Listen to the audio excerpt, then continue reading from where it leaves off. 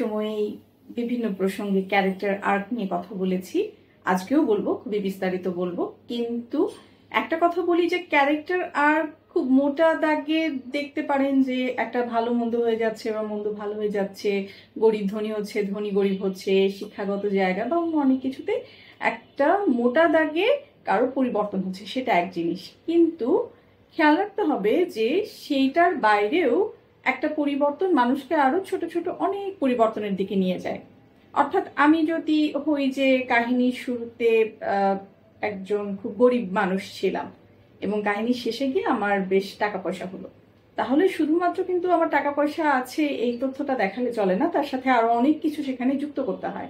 তার ভেতর আমার পোশাক আছে, প্রপস আছে, এবং দেখা যাবে যে কথায় কিছু পরিবর্তন হচ্ছে, ছোট ছোট আচরণে পরিবর্তন হচ্ছে। তো শিখা সরকার বা অন্যান্য সব চরিত্রের ক্ষেত্রে যাদেরই পরিবর্তন হয়েছে, প্রত্যেকেরই কিছু না কিছু পরিবর্তন হয়েছে, সেই ক্ষেত্রে কিন্তু এই সবগুলো পরিবর্তনকেই মূল যে পরিবর্তনটা আমরা দেখাতে চাই তার সাথে যুক্ত করে করে এগিয়ে নিয়ে যেতে হয়।